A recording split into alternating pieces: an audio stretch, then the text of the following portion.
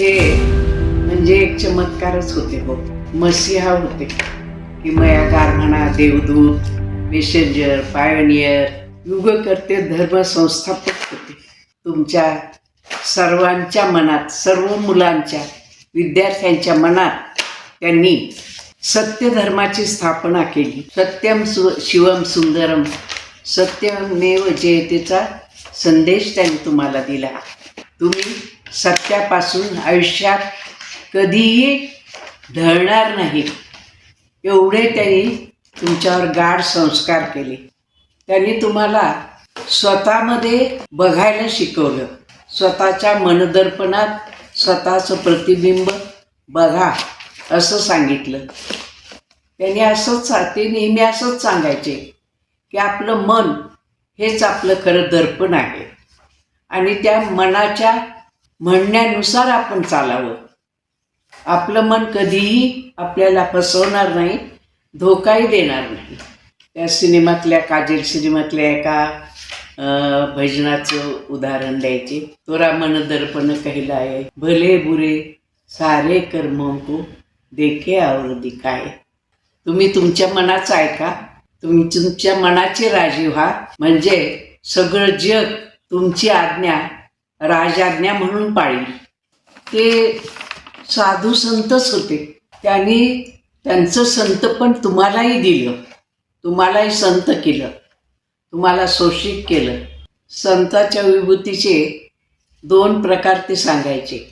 एक म्हणजे जन्मतःच त्या विभूती संत असतात आणि दुसरे जन्मानंतर आपल्या कर्तृत्वाने ते संत होतं. हे मात्र दोन्ही अर्थाने संत होते. त्यांचा जन्म शेतकरी कुटुंबातील, वारकरी संप्रदायातील आदरणीय माता पित्यांच्या पोटी झाला.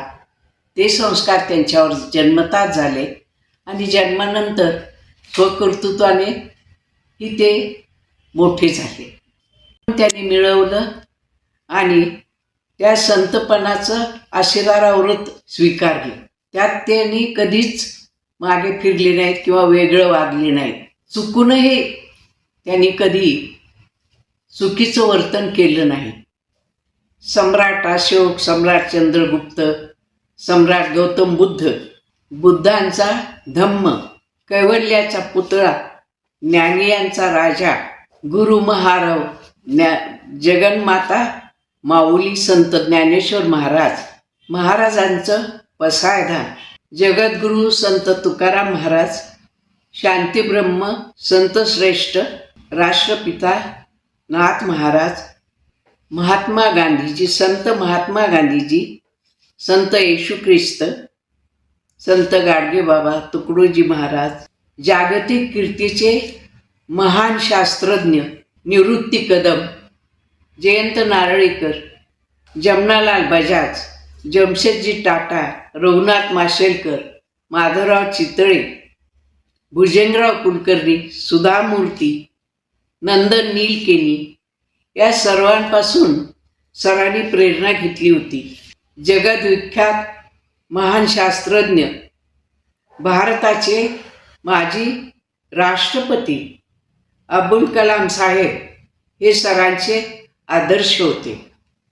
साने गुरुजी, एस.एम. जोशी, नाग गोरे, यदुनाथ थत्ते, परीट गुरुजी, मंडली गुरुजी, मेडेकर सर, रंगा गुरुजी, प्रधान मास्तरांनी चांगली चांगली पुस्तकं त्यांना उपलब्ध करून दिली, वाचायला लावली आणि मुख्य म्हणजे इंग्रजी पुस्तकं वाचायची त्यांना सवय लावली. पुस्तक कसं वाचावं, त्याचं परीक्षण कसं करावं हेही त्यांनी शिकवलं. चांगलं पुस्तक कशाला म्हणायचं हेही सांगितलं. सेवादलाच्या कला पथकाने त्यांना कलेची जाण दिली. तुमचे सर साने गुरुजीच्या धडपडणाऱ्या मुलांपैकी एक होते. सेवादलाचे आजन्म सेवक आणि सैनिक होते. सदैव सैनिका पुढेच जायचे, न मागुती तुला कधी फिरायचे. त्यांनी कधीच मागं फिरून पाहिलं नाही. जगी जे दीन अतिपतित, जगी जे दीन पद दलित तया जाऊन उठवावे, जगाला प्रेम अर्पावे. हा मंत्र सरांनी आयुष्यभर जपला. देह मंदिर चित्त मंदिर एक तेथे प्रार्थना, सत्य सुंदर मंगलाची नित्य हो आराधना. सरांनी देहाचं महत्त्वही ओळखलं होतं. ज्या देहा मंदिरामध्ये आपला आत्मा राहणार आहे ते शरीर पवित्र, पावन, सुदृढ, निरोगी, स्वस्थ आणि जागरूक असायला हवं. म्हणून शक्तीची उपासना, त्यासाठी ध्यानधारणा, प्राणायाम, व्यायाम, सूर्यनमस्कार वगैरे सर्व प्रकारचे बैठे खेळ आणि मैदानी खेळ, हुतुतू, लंगडी वगैरे, थ्रोबॉल, फुटबॉल, बास्केटबॉल, क्रिकेट, आंधळी कोशिंबीर, धावणे वगैरे सर्व काही त्याने तुम्हाला शिकवलं आणि सगळं करायला लावलं आणि सगळ्यामध्ये तुम्हाला प्रवीण केलं. ते तुमच्याबरोबर स्वतःही खेळत. लेझिम हा त्यांचा सगळ्यात आवडता खेळ. लेझिममध्ये ते सर्वात पुढं असायचे आणि त्या खेळाचा ड्रेस घालून तुमच्याबरोबर खेळायचे. ते तुमच्यापासून वेगळे दिसायचेच नाहीत. तुमच्या इतकेच स्मार्ट, सुंदर आणि उत्साही दिसायचे. असे तुमचे हे आगळे वेगळे सर.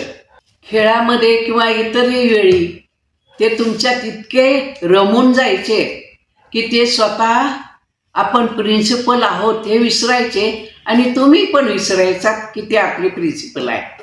गोयंकांचा सबका मंगल होचा संदेश त्याने घेतला. वारकरी संप्रदायातली भक्ती घेतली.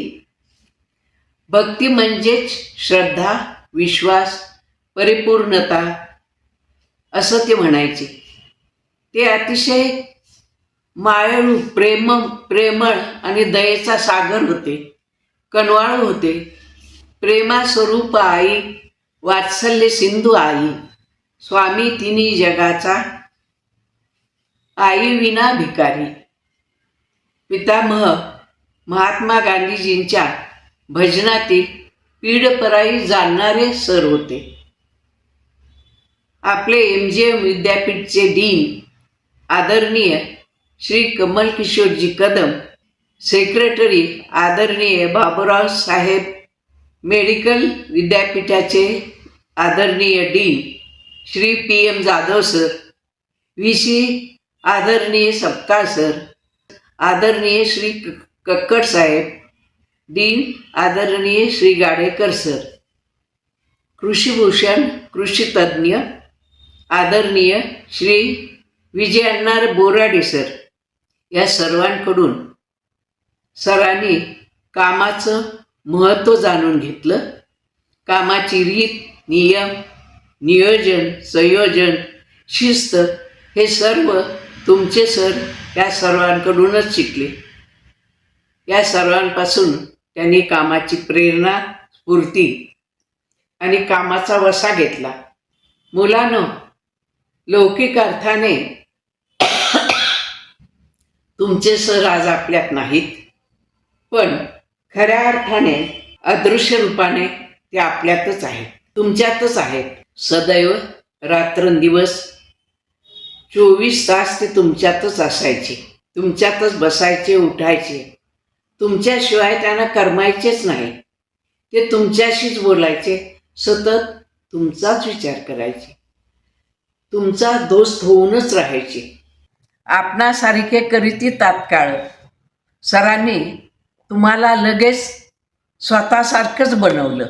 मराठवाड्यातील जवळजवळ आणि मराठवाड्याबाहेरच्या पश्चिम महाराष्ट्रातीलही काही बऱ्याच कॉलेजमध्ये सरांचेच विद्यार्थी कॉलेजचे प्रिन्सिपल म्हणून आहेत आणि ते सरांचाच कित्ता गिरवीत आहेत.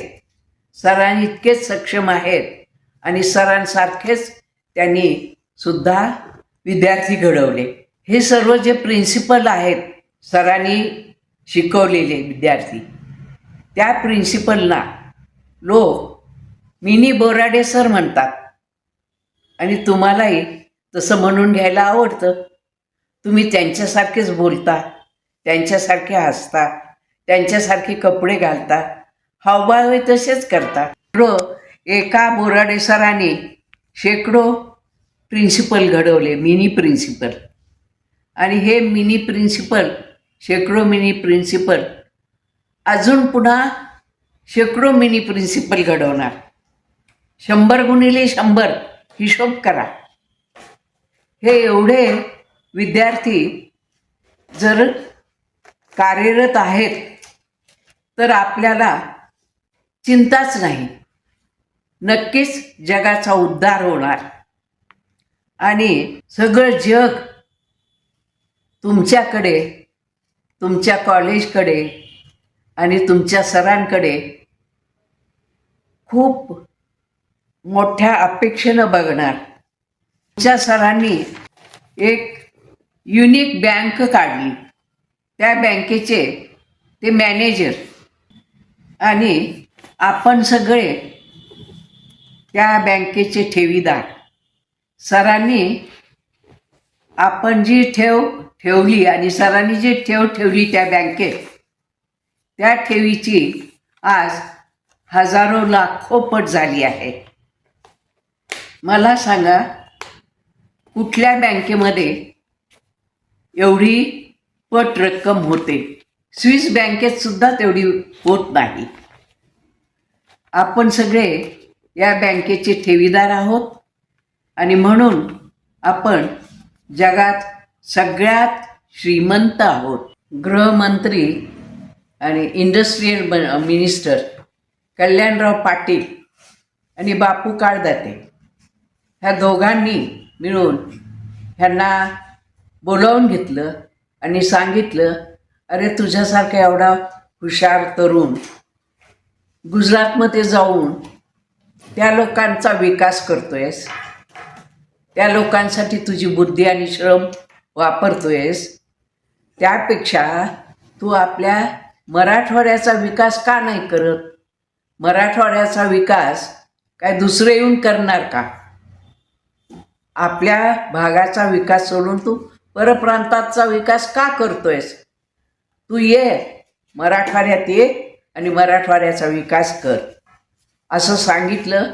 आणि कल्याणरावांनी MIDCमध्ये चिकलठाण्याला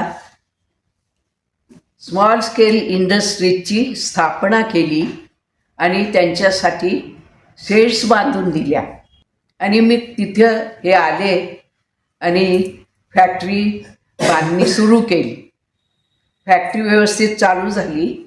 यांना नॉलेज भरपूर असल्यामुळं आणि नोकरीतला अनुभव असल्यामुळं भरपूर उत्पन्न आणि सगळं काही स्मूथ आणि छान चाललं होतं. पण एकदा काय झालं, एक फॅक्टरी इन्स्पेक्टर संध्याकाळी 6 वाजता यांच्याकडे आला आणि फॅक्टरीत तो सरळ घुसला, वॉचमनला न विचारता, त्याची परवानगी न घेता, आणि यांच्या ऑफिसमध्ये आला.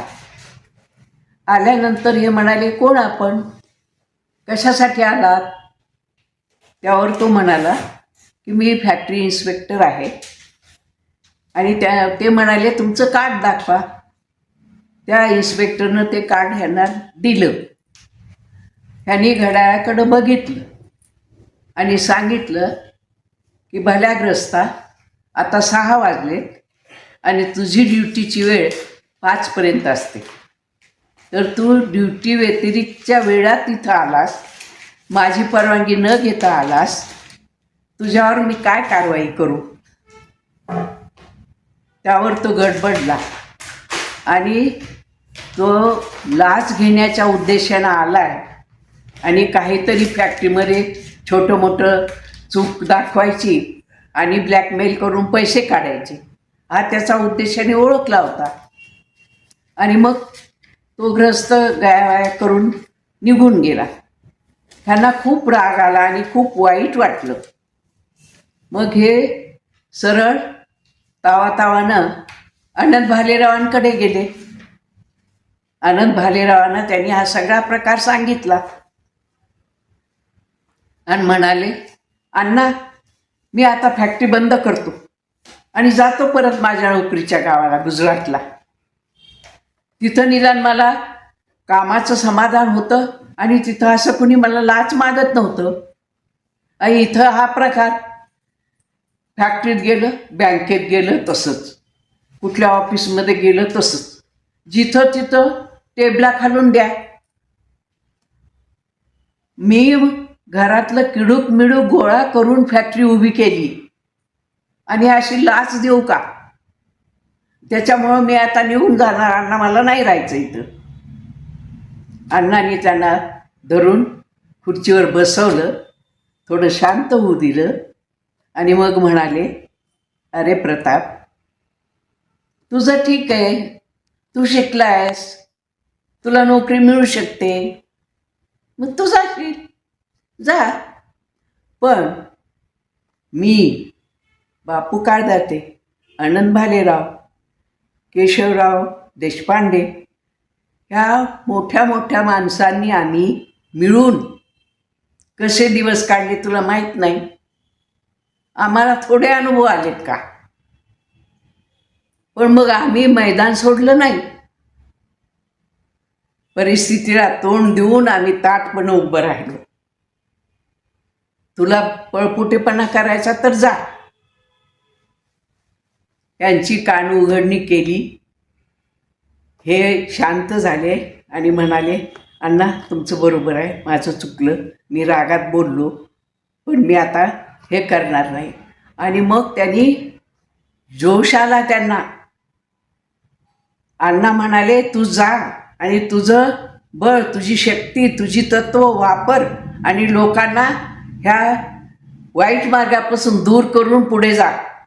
मग हे मी शिवाजी भोसले बोलतोय, ह्या पिक्चरमधल्या त्या हिरोप्रमाणे जे निघाले एकेका ऑफिसमध्ये, एकेका बँकेमध्ये, आणि तिथं सगळ्यांना त्यांनी सरळ केलं. कुणालाही लाच देणार नाही असं ठामपणानं सांगितलं. आणि जो लाच मागेल त्याची वरिष्ठाकडे तक्रार करील असं त्यांनी सांगितलं.